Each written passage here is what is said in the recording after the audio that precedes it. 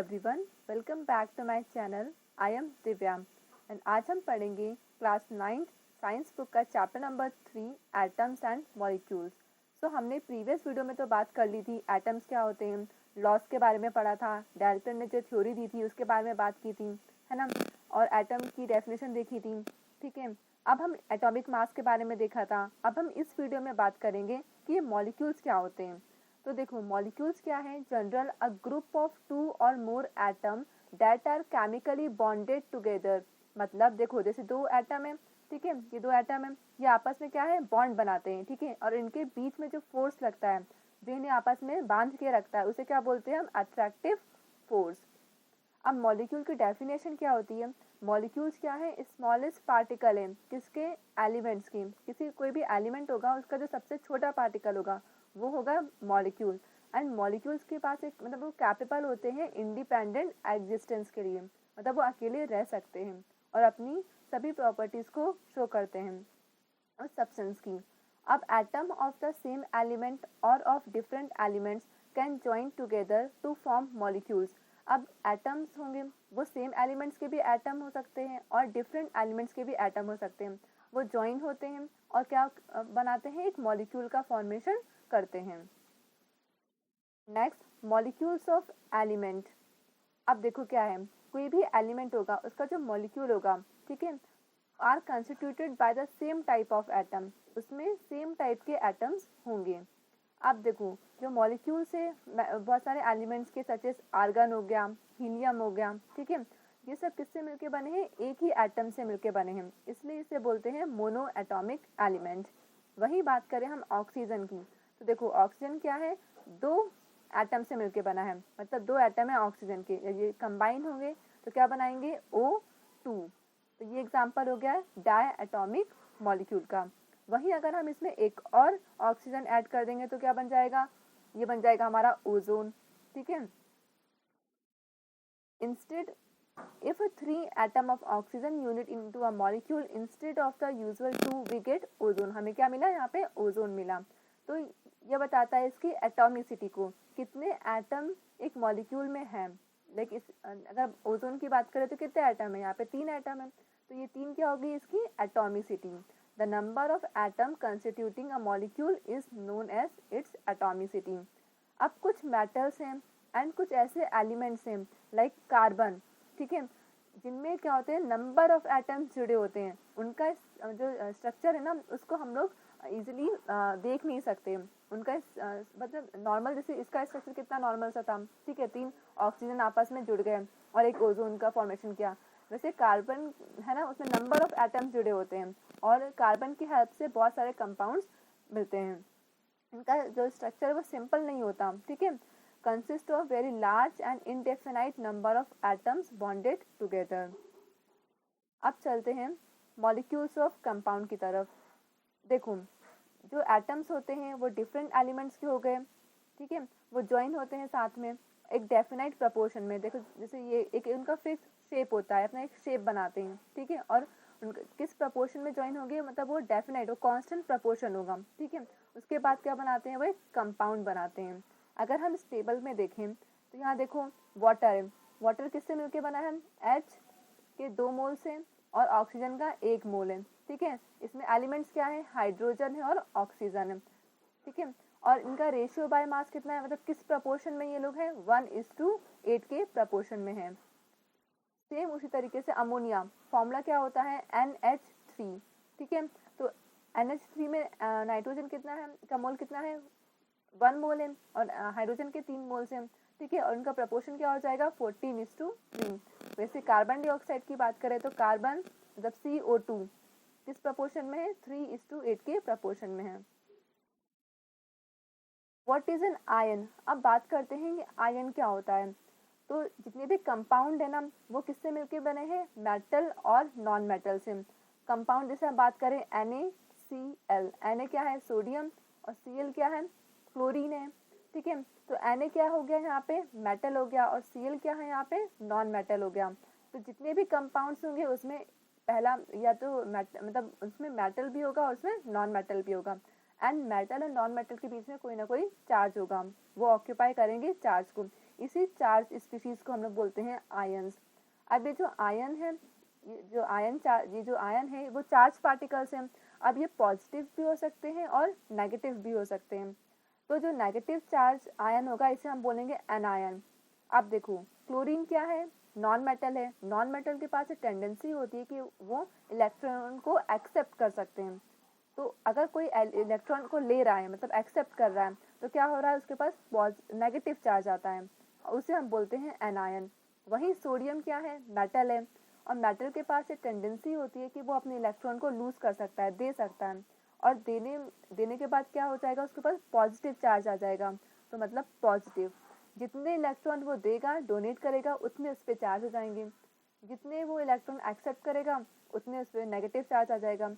अब जिसके ऊपर पॉजिटिव चार्ज आता है उसे हम बोलते हैं कैटायन, एंड जिसके ऊपर नेगेटिव चार्ज आता है उसको हम बोलते हैं एनायन। अगर हम एग्जाम्पल ले सोडियम क्लोराइड का, देखो मैंने अभी वही एक्सप्लेन किया है। It constituent particles are positively charge sodium ions Na positive and negatively charge chloride ions Cl negative. Ion में consist of a single charge atom और group of atom. A group of atom carrying a charge is known as its polyatomic ion। मतलब बहुत सारे जो atoms होते हैं, अगर वो कोई चार्ज कैरी करते हैं, ठीक है, उन्हें हम बोलेंगे पॉलीएटॉमिक आयन। इसके बारे में हम डीप में पढ़ेंगे चैप्टर नंबर 4 में। अब बात करते हैं, अब हमने कंपाउंड तो देख लिया, अब इन कंपाउंड का केमिकल फॉर्मूला कैसे लिखते हैं इसके बारे में बात करेंगे, ठीक है। तो केमिकल फॉर्मूला होता क्या है, तो केमिकल फॉर्मूला एक्चुअली में किसी भी कंपाउंड का सिंबॉलिक रिप्रेजेंटेशन होता है, ठीक है, कि सब उस कंपाउंड में कौन कौन से एलिमेंट्स हैं, ठीक है, और उनका क्या कंपोजिशन है। The chemical formula of different compound can be written easily for this. अब कोई भी किसी भी कंपाउंड का अगर आपको फॉर्मूला लिखना है तो आपको पहले कुछ चीज़ों के बारे में पता होना चाहिए। सबसे पहले आपको जितने भी एलिमेंट्स हैं उनके सिंबल्स याद होने चाहिए। उसके बाद जो कंबाइनिंग कैपेसिटी होती है उस एलिमेंट्स की, मतलब उसकी वैलेंसी आपको लर्न होनी चाहिए कि सोडियम का फॉर्मूला क्या होता है, सिंबल क्या है, एन ए, ये इसका क्या है, सिंबल हो गया किसका, सोडियम का। अब सिंबल की वैलेंसी कितनी होती है, 1 होती है, तो ये आपको याद होना चाहिए, तभी आप फॉर्मूला लिख सकते हो। The combining power of an element is known as its valency. Valency can be used to find out how the atom of an element will combine with the atom of another element to form a chemical compound। Valency क्यों use कर, मतलब valency इसलिए valency का क्या use है, यही कि वो हेल्प करता है ये पता करने में कि किस तरीके से किसी एटम की, किसी एलिमेंट है उसका जो एटम है वो किस तरीके से कंबाइन होगा दूसरे एलिमेंट के एटम के साथ में, और बाद में एक कंपाउंड का फॉर्मेशन करेगा। The valency of some common ions are given in this table। तो देखो जैसे सोडियम, ठीक है, इसका सिंबल क्या है, Na, और वैलेंसी कितनी है, +1 पॉजिटिव। पोटेशियम के इसका सिंबल है और +1 वैलेंसी है। Silver Ag positive, copper Cu positive. तो ये चार्ट आपको लर्न करना है। अब कुछ रूल्स बनाए हैं, ठीक है, कोई भी केमिकल फॉर्मूला लिखने से पहले उसके रूल्स पता होने चाहिए। द वैलेंसी और charge on the ion must balance. हाँ, एंड जो वैलेंसी है और जो चार्ज है आयन्स के बीच में वो क्या होना चाहिए, बैलेंस होना चाहिए। When a compound consist of a metal and a non metal, अगर कोई कंपाउंड है एंड उसमें मेटल भी है और नॉन मेटल भी है, तो सबसे पहले द नेम और symbol of the metal is written first. अगर मैं बात करूँ एन, अगर हम एक एग्जांपल लेते हैं सोडियम क्लोराइड का, देखो इसमें क्या है, सब Na क्या है, सोडियम क्या है, एक मेटल है, तो सबसे पहले हमने क्या लिखा है, एक मेटल का नाम लिखा है। बाद में क्लोरीन क्या है, नॉन मेटल है, तो सबसे पहले क्या आएगा, मेटल, फिर आएगा non metal. For example calcium oxide, इन्होंने क्या एग्जाम्पल लिया है, कैल्शियम ऑक्साइड। कैल्शियम क्या है, मेटल है, ऑक्सीजन क्या है, नॉन मेटल है, तो पहले मेटल आएगा फिर नॉन मेटल। उसी तरीके से sodium chloride, iron sulphide, copper oxide etcetera. Where oxygen, chlorine, sulphur are non metal. यहाँ देखो ऑक्सीजन है, क्लोरीन है, सल्फर है, ऑक्सीजन है, ये सब क्या है, नॉन मेटल है, and are written on the right side. देखो ये राइट साइड में लिखे गए हैं। Whereas calcium, sodium, iron and copper are metal and are written on the left side. ये क्या हम सोडियम हो गया, कैल्शियम हो गया, कॉपर है, ये सब मेटल है तो इनको लेफ्ट साइड में लिखा गया है। ये हो गया दूसरा रूल। थर्ड रूल है in compounds form with polyatomic ions the ion is enclosed in a bracket before writing the number to indicate the ratio. In case the number of polyatomic ion is 1, the bracket is not required. For example, NaOH. अब देखो NaOH में क्या है, ये Na है और ये OH है, ठीक है। ये OH पूरा एक ही बिलोंग करता है, हाइड्रोक्साइड बोलते हैं, ठीक है।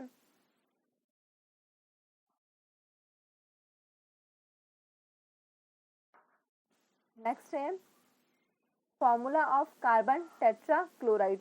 अगर मुझे कार्बन टेट्रा क्लोराइड का फॉर्मूला, कार्बन का फॉर्मूला सिंबल क्या होता है C, क्लोराइड का सिंबल होता है Cl। अब टेट्रा मतलब क्या है 4, यहाँ पे तो कार्बन की वैलेंसी कितनी होती है 4 होती है, क्लोरीन मतलब 4 पॉजिटिव, और क्लोरीन की कितनी होती है -1 होती है, ठीक है। तो ये आपस में क्या होते हैं, एक्सचेंज होते हैं इनको। तो ये जो 4 है वो Cl के पास चला जाएगा और 1 है वो कार्बन के पास आ जाएगा, तो क्या हो जाएगा CCl4 और इसका नाम हो जाएगा carbon tetra chloride.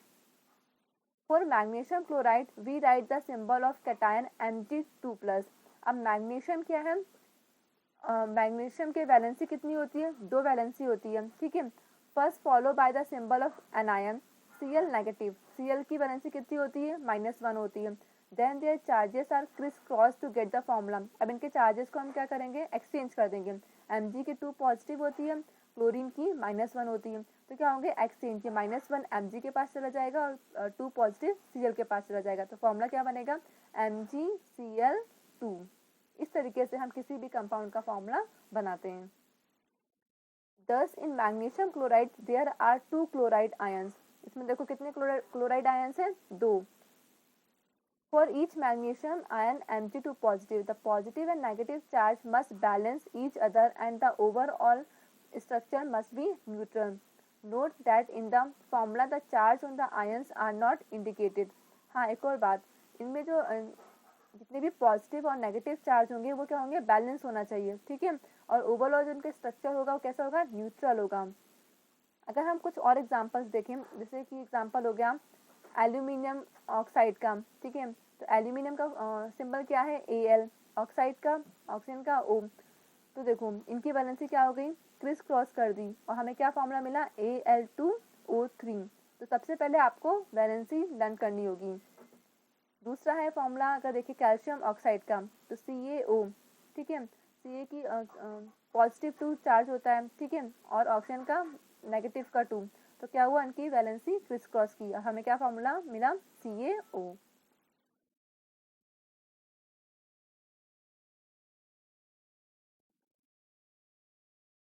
Formula of sodium nitrate. तो देखो सोडियम का सिंबल क्या है Na और नाइट्रेट NO3। तो सोडियम का पास कितना चार्ज है +1 है और नाइट्रेट के पास -1 है, तो फॉर्मूला क्या बन जाएगा NaNO3। Formula of calcium hydroxide का देखें तो कैल्शियम के पास कितना है +2 और ऑक्साइड के पास, हाइड्रोक्साइड के पास -1। तो देखो वैलेंसी क्या हुई, एक्सचेंज हुई और फॉर्मूला क्या बना CaOH होल ट्वाइस। ये पूरे का होगा है ना, ऐसा नहीं है कि सिर्फ ऑक्सीजन के पास +2 जाएगा, ठीक है। ये पूरा मतलब एक ही चीज़ कंसिडर करेंगे सिर्फ, ऐसे इसलिए हम लोग ब्रैकेट में लिखते हैं। Note that the formula of calcium hydroxide is CaOH whole twice and not CaOH whole. अगर आप ऐसे लिख दोगे तो ये गलत हो जाएगा, ठीक है। We use brackets when we have 2 or more of the same ion in the formula। हम किसका यूज करते हैं ब्रैकेट का। Here the bracket around OH with a subscript 2 indicates that there are 2 hydroxyl group। मतलब ये hydroxyl group कितने हैं 2 हैं जो ज्वाइन हुए हैं किससे, कैल्शियम एटम से। In other words there are 2 atoms each of oxygen and hydrogen in calcium hydroxide। Formula of sodium carbonate. अगर सोडियम कार्बोनेट का फॉर्मूला देखें तो देखो Na कार्बोनेट क्या होता है CO3 होता है, तो Na क्या है +1 एंड कार्बोनेट का क्या है नेगेटिव का 2, ठीक है। तो फॉर्मूला क्या बन जाएगा Na2CO3। अब यहाँ पे देखो ब्रैकेट क्यों नहीं यूज़ किया हमने, क्योंकि 1 ही था, ठीक है, इसलिए हमने ब्रैकेट नहीं लगाया। Brackets are not needed if there is only 1 ion present, अगर एक ही आयन है तो ब्रैकेट की कोई भी रिक्वायरमेंट नहीं है। Formula of ammonium sulphate, ammonium sulphate देखिए तो क्या होता है, अमोनिया का फॉर्मूला NH4 और सल्फेट का SO4। चार्ज कितना है, पॉजिटिव का 1 एंड सल्फेट के पास पॉजिटिव का 2। अब देखो एक्सचेंज मतलब इनकी जो वैलेंसी है क्या होगी, क्रिस क्रॉस करेंगे तो NH4 है, ठीक है, यहाँ पे क्या है 2 एलिमेंट है, तो हमें क्या ब्रैकेट की रिक्वायरमेंट होगी, तो NH4 2 SO4, ठीक है, ये इसका फॉर्मूला बनेगा। Thank you, stay connected for more videos.